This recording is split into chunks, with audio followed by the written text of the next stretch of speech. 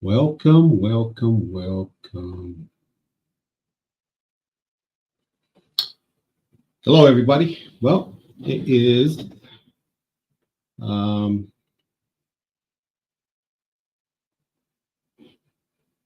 just one second here.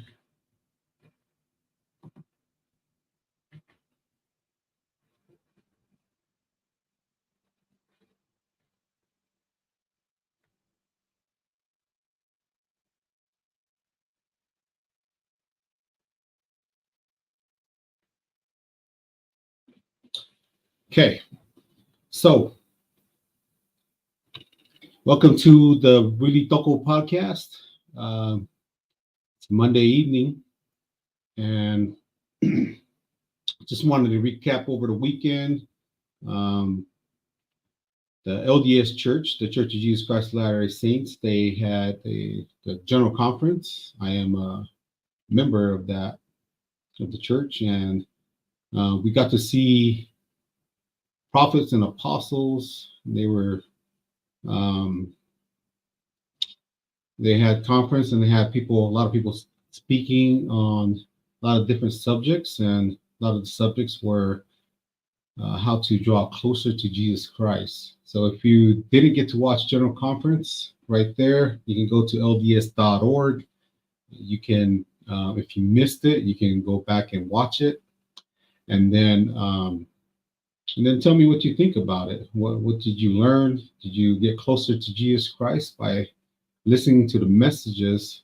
There were very positive messages. There were some messages that I really loved. Um, Especially talks about a lot of them talked about their loved ones that they saw after, from the other side of the veil, and just a lot of really good things to help us draw closer to Jesus Christ. And I just wanted to share that with everybody to have a little more deep meaning of the meaning of Jesus Christ. And we're getting ready for coming up to the Christmas season, where the whole world will be celebrating Christmas, time of giving, a time of rejoicing, a time to reflect on the birth of Jesus Christ and get us into a new year. And they talked about how to remove conflicts and contentions in your life and remove that, and also being able to help one another. And I know there's a lot of, and the reason why I wanted to talk more on this is because the LDS Church, we do a lot of humanitarian aid to a lot of different countries. And right now,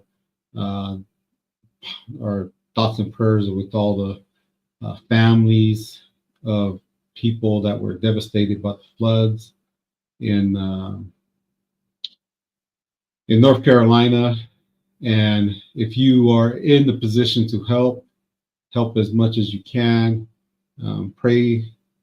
Prayer is always a good thing. And there's the whole area, North Carolina, all the way down to Florida. There's a lot of devastation. And Florida is getting ready to get hit again by a hurricane. Thoughts and prayers are with them. And so let's go through here. So LDS.org, drawing closer to Jesus Christ, first thing that they have up here. And if you just scroll down on there, you can navigate through if you want to read about the conference and news. Let's see what the news is. They have summaries of the news and announcements. President of the church, President Russell M. Nelson, he spoke, and he also gave a blessing to everybody. And he announced 17 new temples that's going to be built. And temples are in our faith, is one of the it's one of the buildings that we go to be able to get closer to God and Jesus Christ. So here you can go through and look and see what's happened. Scroll through pictures. This is the Angel Moroni on top of the Salt Lake Temple that's getting renovated right now. And this is the conference center. It's where we hear from our leaders and their messages to the world. And here's one of the apostles, Elder Bednar, one of the 12 apostles. These are families in different countries that are listening to General Conference. There's broadcast to hundreds of countries around the world, and a lot of families, they look forward to this, taking notes and things like that. And we have a sister that spoke. She's a part of the Relief Society, General Presidency. And a lot of good things. So a lot of tremendous renovation going on in Temple Square. And there's a lot of people that come from all around the world. A lot of them are members. A lot of them are not members. A lot of them want to hear the Tabernacle Choir when they sing. They go there to feel some connection and spiritual connection. And the Church of Jesus Christ of Latter-day Saints has multiple members in different countries around the world. And I'm from the island of Tonga, and in Tonga we have a temple in the main island of Nuku'alofa in Tonga, and there's another one that's getting built in the island where I'm from, Vava'u. So there's another temple being built there. It'll be cool to see that one in person. But a lot of great stories and things that you can digest that will help you become closer to Heavenly Father and Jesus Christ, and feeling the Spirit of the Lord touch upon you in different ways. And that's the messages that we receive from the president of the church, who we believe is the prophet here on earth right now, that receives revelation for all of us in the world, that can help us draw closer to Jesus Christ, and also understanding the gospel and how it can help not only us as a person, but also helping our fellow beings, our neighbors. As Jesus Christ said, to love your neighbor. And we have a lot of neighbors right now that are in a lot of need in different places of the world. And right now it's a memorial, or everybody's remembering what happened on October 7th of last year, when Israel was attacked, and a lot of people lost their lives, and a lot of people were taken, and a lot of hostages. And there's been a lot of riots everywhere of who's for this cause and that cause, and who started it and everything. And it's crazy. And we'll get into that later on. I just wanted to share a little bit of what my family and I did over the weekend. And this is what we did: was we watched General Conference and watched the speakers, and thousands and thousands of people were there in Salt Lake and here in the Temple Square area. This is the outside view of the conference center.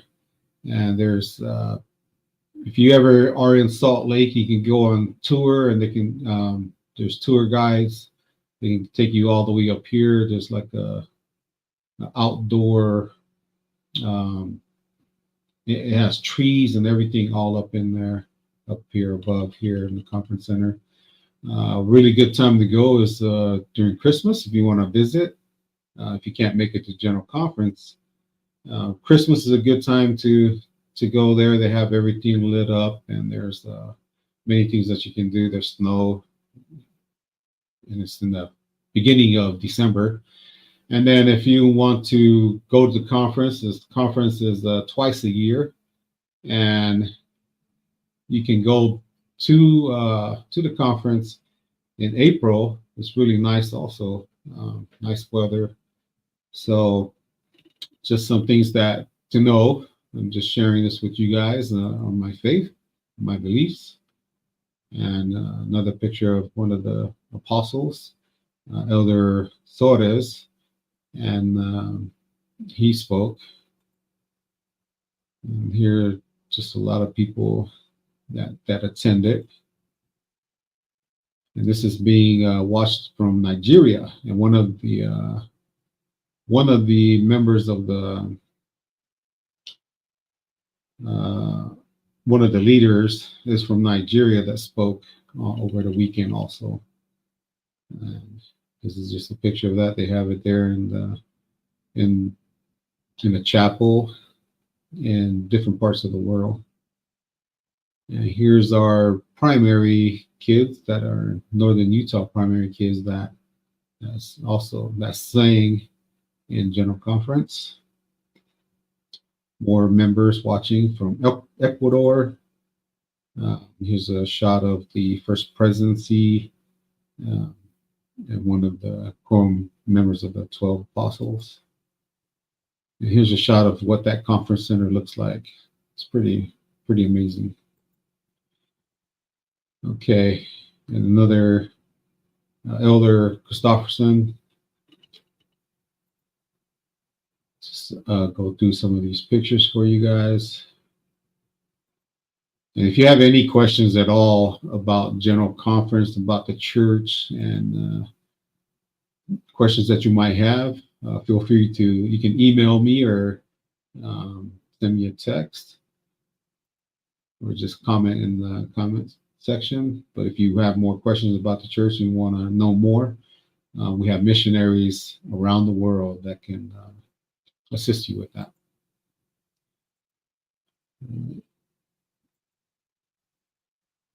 this is the Young Women's General President, Sister Freeman. She spoke, and she has some pretty interesting story when she went to Israel. So if you guys want to check that out, it's actually on this website. Okay. Mother and son getting ready in San Jose, Uruguay. Hopefully I'm saying that correctly. Getting ready to watch the afternoon session of the General Conference. This is like all the flags of all the nations around the world. And if you go to Temple Square, you can just walk around and you'll see that. A sister that's a member of the church that's taking notes or reading her scriptures. People from Tanzania watching General Conference. Another member of the Quorum of the 12 Apostles.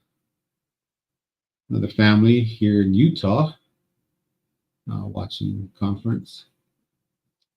And this is a shot of the old tabernacle right here. This used to be the conference where they held all the conferences at, and they spoke from there. And that was back in the 80s and since they came to, it was built in the 1800s. And then I think it was 1997 or 98, they started using the conference center. I think so, but not sure, not 100% sure on that one. Okay, this is Elder Oaks. He's one of the First Presidency, and he spoke in General Conference also. I like to get more in depth with this. I usually do it with my family and stuff, and my siblings. And so we'll go through and we'll talk about that with my with my little family here too at home. Another shot from there.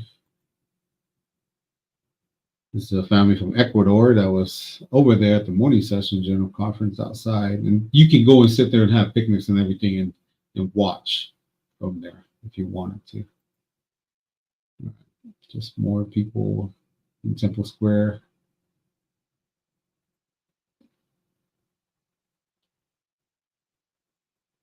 The family here in Utah. President Eyring.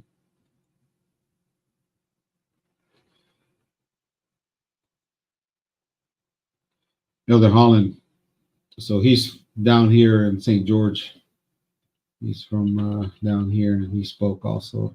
He has tremendous talk, so if you guys want to listen to that.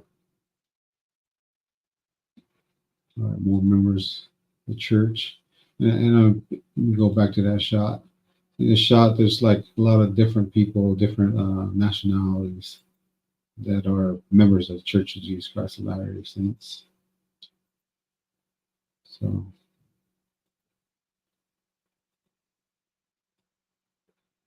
all right. So one of the things that stuck out to me in General Conference was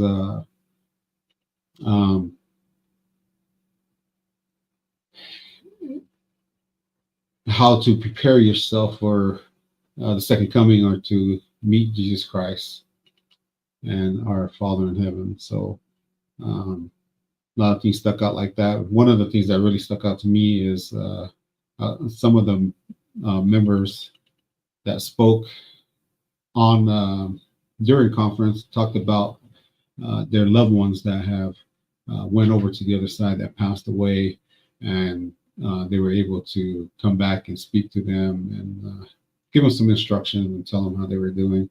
And I can really agree with them on that, because that happened with me.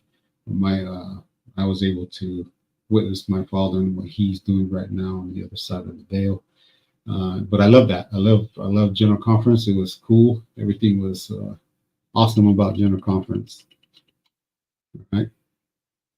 So in the title of this is I put an LDS General Conference, and then I put Trump returns to Butler, Pennsylvania. And one of the reasons why I did that was because I felt that there was a lot of things that happened to Donald Trump when, let me get out of some of these things, that coincides with what happened in the Book of Mormon. In the Book of Mormon, it talks about what would happen if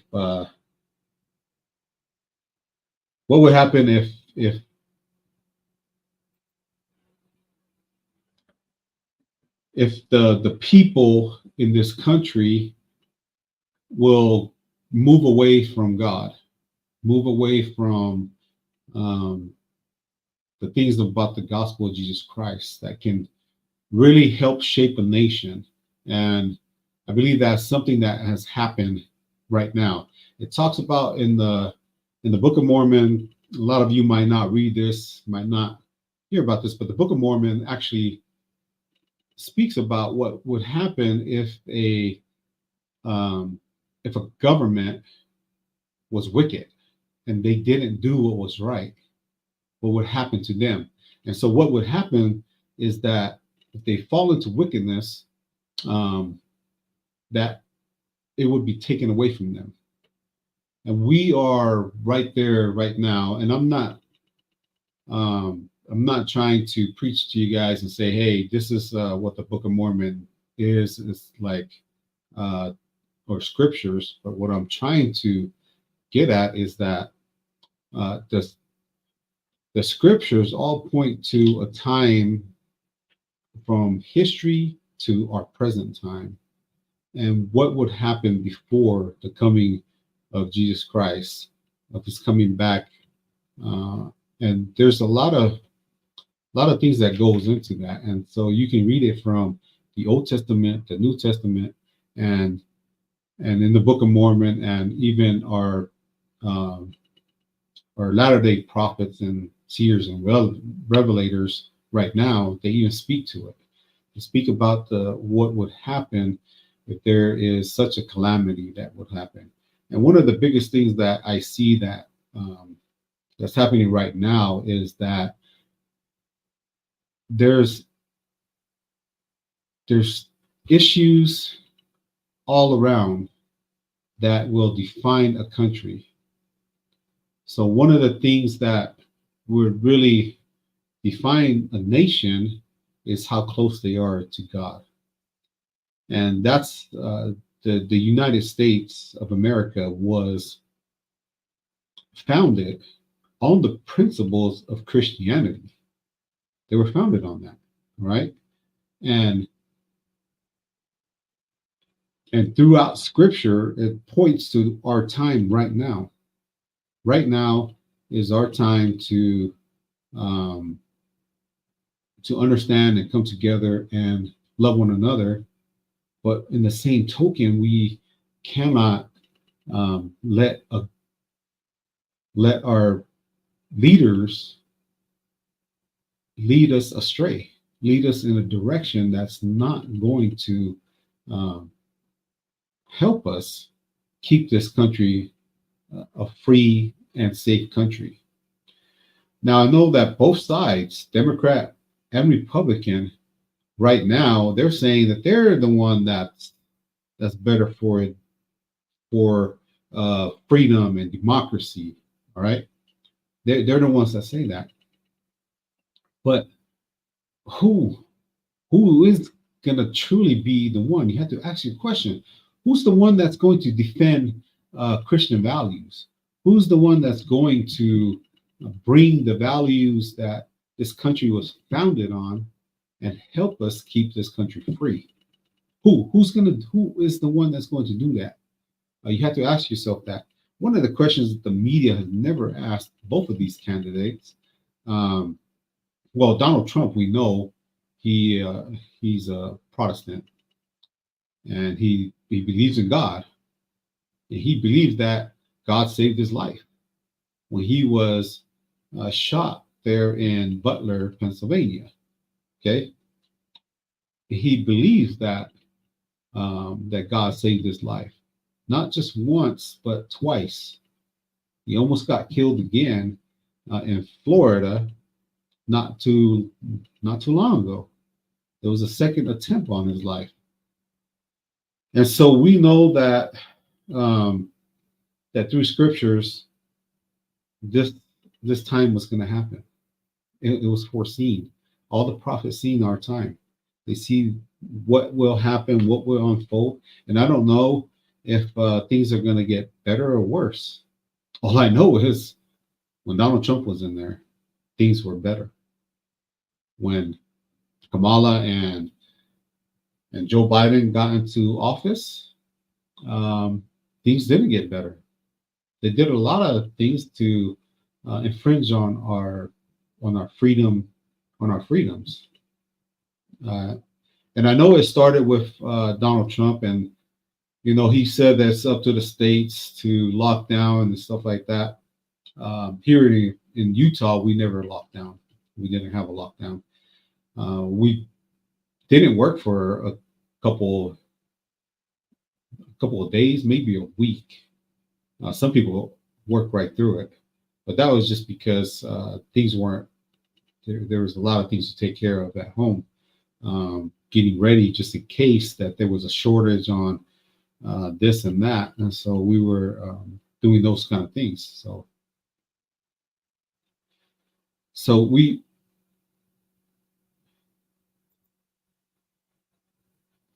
just need to understand that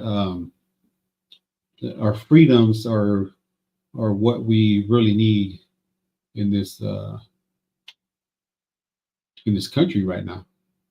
So in less than a month, we will have a new president, whether it be Kamala Harris or Donald Trump. Now let's go into this. Let me go into the Butler thing real fast with Donald Trump, and he had a lot of guests there. There was over 100,000 plus people that were there in Butler, Pennsylvania, and he went back, and it was a tribute to one of the victims that died the day on July 13th in Butler, Corey, and hearts and prayers out to his family also for the grief and everything that they have gone through. He was shot protecting his family, covering over his family. So it was just a tragedy. But we need to understand that there's crazy things that happen, and there's a lot of people out there that will want to do a lot of harm to politicians, and especially Donald Trump. But let's think about, let me just talk to, so in Butler, they had all the people that they needed. They had everybody that was on the same protection level, meaning that everybody's communication and everything, and the rally goers, from the rally goers to Secret Service to the police officers, the local sheriffs and police, and they did a fantastic job. I haven't heard anything bad about that came out from that, but we can definitely see that they did a really good job, a better job than they did last time. And so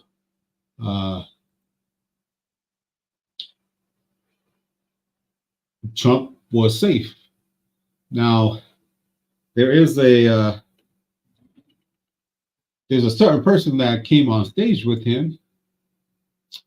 Let me see if I can, I'll pull it up here and see if I can get to it real quick. Where they had Elon showed up, and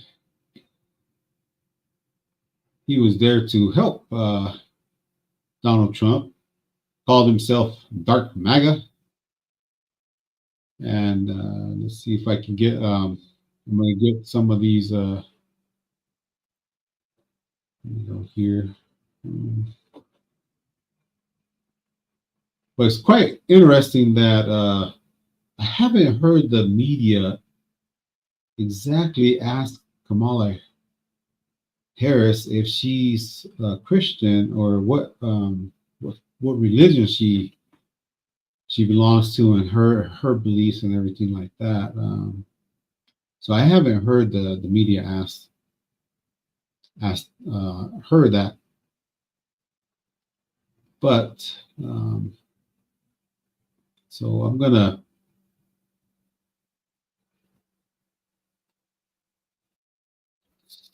put this here so you guys can see. It's actually from Benny Johnson, and let me go here and do this.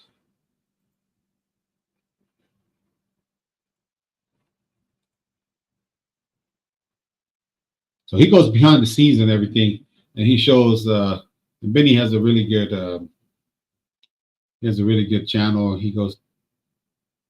It's really fantastic. So let me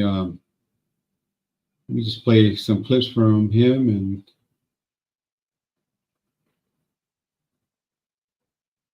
Protected people like President Trump. That's right. And look at today.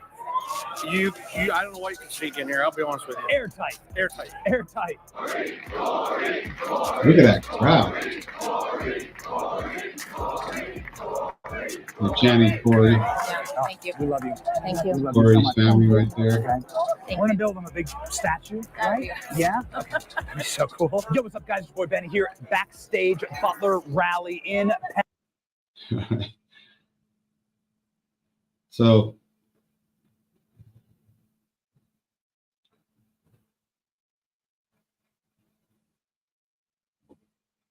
So we can see Benny was there. He was actually checking it all out, and he got to he got to interview everybody there, and it's just amazing that there's thousands, hundreds of thousands of people that showed up there, and millions of views because Elon was there. But here's what I got to tell you: when you have the richest man in the world endorsing President Trump, wanting to come in and help President Trump, and then not just Elon, but RFK Jr. and Tulsi, and there's just a lot of people that were never Trumpers. Now, I got to speak to you, never Trumpers. Why are you never Trumpers? Because make America great, isn't that something that you want? I thought the never Trumpers were not for war, but it's not that. They just seem to make it personal to be against Donald Trump. So it's just crazy times that we live in, that we can see how a media can turn things on, turn just small, simple words and turn it around and make you look like the bad guy, the villain. And there's something that we need to do to be able to protect freedom of speech. And that's exactly what Elon talked about at the rally. He talked about protecting the First Amendment. And it's a good thing that we have the Second Amendment, because that protects the First Amendment, our freedom of speech. Because if we don't have freedom of speech, like they say, the person can write the narrative who holds the pen. They're the ones who control the narrative. And so we need to understand that there are different things that will destroy a country. One of them is exactly that, trying to suppress and not let people be able to voice their opinion. And that happens a lot. Have you ever sat down and watched CNN when they're hosting somebody from that's a Republican that goes in there and have an interview with them? What do? At the first instance of something that they say that they don't agree with, they jump right in and try to fact check them as soon as they can and let them know, hey, you're wrong on this. You're wrong on this. And they do that quite a bit. Do not even show up on The View, because you don't have a view on there, because they're going to straight try to ambush you there. That's what they do on The View. And it's from CNN, MSNBC, CBS, ABC, you name it, PBS. I watched Carrie Lake being interviewed with this guy yesterday on just a clip of on Carrie Lake's channel, and the guy was not even giving her a chance to really answer, trying to say, no, this is wrong. You're wrong on this. That's not what we need. We need to have honest debates in this country. We need to have that, and we need to get that back. Right? So President Trump returns to Butler, Pennsylvania. From what it looks like, everything went smoothly. The crowd was massive, and people were there to support President Trump. All right. So, and Harris, she went to do an interview on some channel where they talk about inappropriate things. They talk about it was just bad. Why would somebody go there? Why would somebody that's running for office, the highest office in the land as far as government, go to a certain channel like that and and not go and be with. She goes and does fundraisers all across the country, but not go and help the victims that are the flood victims. Take some of your campaign money. How about that? Take some of your campaign money if FEMA doesn't have enough money, and send it over there to them. Let them have that money to help them. The $750 is so shameful, because what is $750 going to do for you? And for families that are that lost their homes, that lost their property, lost their loved ones, lost everything, and only $750. I said it before. If you can send aid to countries, to other countries, you can send aid, more aid. You don't need Congress to get back together and put a package together to get it approved and get money to them, to the families that are hurting. And this next storm that's coming down there to Miami, what else? What are you going to do there? Are you going to just say, "Oh, you guys will get probably $700 for this one"? Stop sending money overseas. Stop sending money to other countries when you have actual things that you need to do here in this country. You need to help the people in your country that pays taxes, that their families are in need of, that they need. They need those. They need that for their family here, right? And just not for the victims. We have a lot of people that's on the streets that need help. We have a lot of kids that have special needs, that they are waiting for years and years to get that funding to help them out, because it costs a lot of money to raise a child that has special needs. Yeah, it does. It costs a lot of money. And people are waiting for 2 years, 3 years, 5 years, 10 years, some even 30 years to get help when their child becomes an adult, and the family can't afford a lot of things, but they still are trying their best.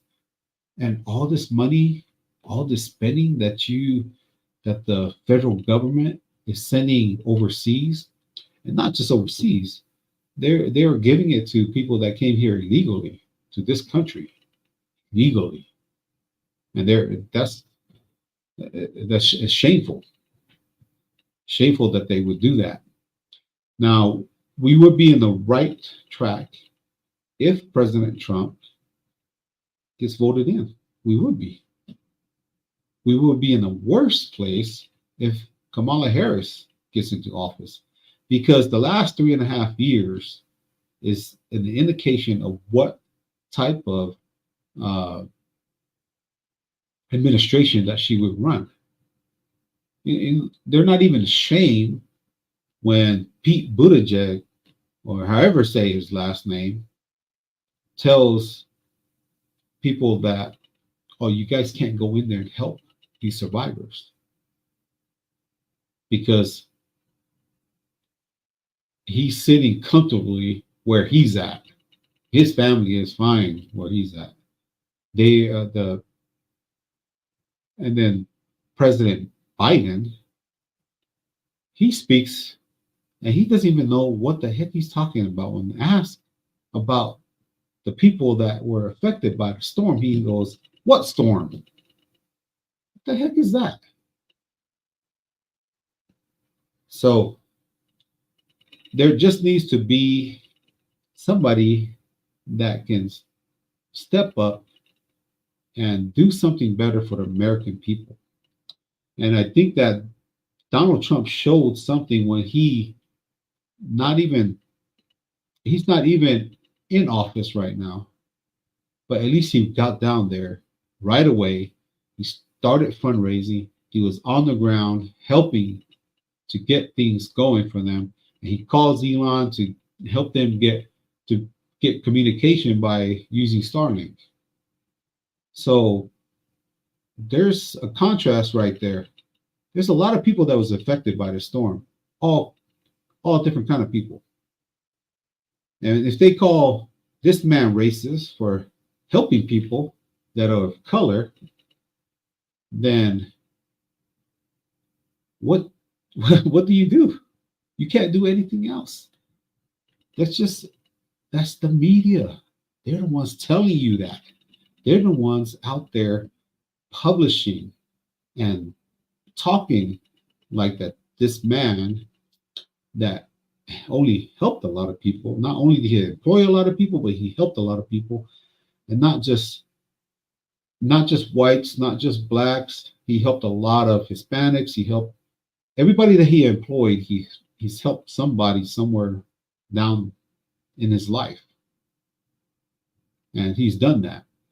And so he called Elon. Elon came through with Starlink to get them to get back up and have communication and everything going on. And then there were reports that was even stopped. That was even stopped. And there's a lot of things that are happening right now with this that reminds me a lot of a certain person that spoke about how this person just did a flyover and he doesn't care about the people. Do you guys remember that? When Barack Obama was running for, he was in Congress, he was running, he's going to get ready to, before he was getting ready to run, but he was in Congress and he talked about Bush doing a flyover and how terrible that he was for doing that, and he didn't care about the American people.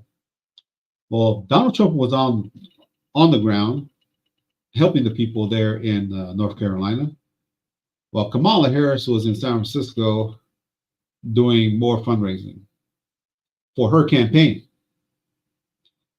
And this is here's the thing. Right now, there's still a lot of people missing. Yeah, Kamala went there 5 days later. But did the media talk about that? You only heard it on Fox. And a lot of people like Benny and Tatum, or Megyn Kelly, they spoke about that. And you can see the difference. If Donald Trump didn't care about the American people, he would have never went over there. He would have kept fundraising. But he made sure that he went there and reassured the American people that are in distress right now that he will be there for them. So we got 20-something days left. And you, the American people, need to vote on the person that's going to save the country, not to run the country into the abyss. And so look at policy. They talk about character a lot. They try to character assassinate Donald Trump's character all the time. And Donald Trump does it to the other side. He does it to Kamala also. What they need to talk more about is specifically how they're going to help the American people. And I know character assassination or not, from both sides. And I shouldn't even say that. YouTube probably will strike me for that if I say that. So on both sides of the aisle, policy is one thing that we hear more from Donald Trump, but I haven't heard it from Kamala Harris. And if you did hear it from Kamala Harris, one of the things that she does is like she almost she like piggybacks off of what Trump says. maybe they put it to AI, to their AI, and say, hey, how should we run our campaign? And that's what popped out. Run it like Donald Trump does, and your campaign will do a lot better. That's pretty much what I think they're doing, is they're trying to copycat Donald Trump on a lot of on some things, so that way they can get a policy that's different from the policy that they already had the last 3.5 years. So I'm just want you guys to know, to understand that you have the power. You have the power to elect somebody come November 5th that can be good for the country or be bad for the country. And so I think I see that one party is reaching over to the other side of the aisle and saying, what do you got to lose? And the other party is just trying to slam on the other candidate, which in every turn, in every way. All right. So yeah, November 5th, vote how you want to vote, but do it with principle. All right. Okay. So in my next podcast that I will do, I will be speaking about the Utah governor candidates that are running right now, and what there's some things that happen that is really, really crazy with this governor's race here in the state of Utah. And you'll get to hear more about that on the next when I go live, or my next videos. I will be talking more about that. And we have 1, 2, 3 candidates. We have 3 candidates, actually 4. 2 of them are going to be write-ins with the same last name. And the one that his name is Phil.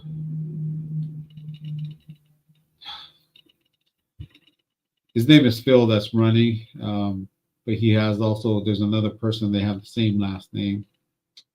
But I will do another video on that, so that way the people here in Utah, they can get out and vote for the right person also. I mean, Utah hasn't seen the same the bad things that have happened in the country, but man, our gas prices are high, our energy prices are really high, groceries are high. You hear that all across the country.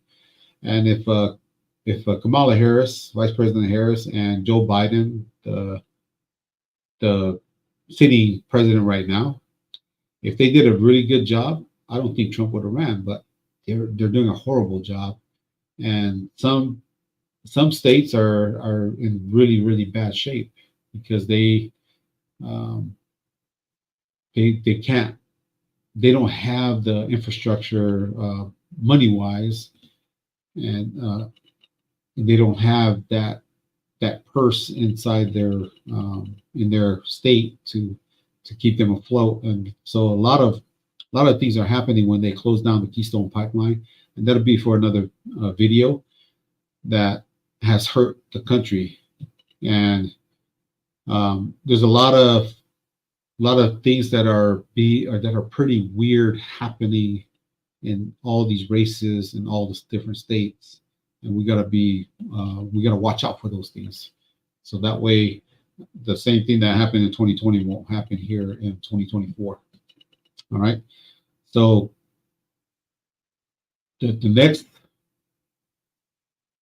time you go outside and you check out your spending, or how much you spend on, I like to know how much you're spending on groceries, how much you're spending on fuel, on gas, on your electricity bill, on your housing. You don't have to tell me the number, but the averages. How much did it, or the percent that it went, it was for 3.5 years ago to what it is now, right now? Did it go up? Did it go down? Is it the same?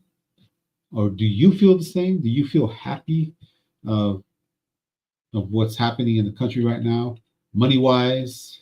Are you feeling good about what you have right now saved up? Do you have a savings, or did your saving get depleted because you had to pay for the things that has went high, skyrocket high? And right now in my area, the cost of housing is just tremendously way up. These houses should not be that high. And because the inflation is that high. I mean, houses that were $500,000 5 years ago, they are in the millions now. They're like 1 million, 1.2 million. And cost of groceries have gone up. Everything has gone up. But that's because we have people that are in office that they really don't, they either don't know how to run a country, or they're just doing it deliberately because of another agenda that they have. So that's going to do it for me today. And thank you for joining me on the Really Toco podcast. Just remember to hit the like and subscribe and share button if you haven't done it yet. Share it with all your friends and family. So that way, YouTube algorithm can pick up my channel and get us to more viewers and more people out there. So all right. So thank you guys for joining me today, and we'll see you on the next one.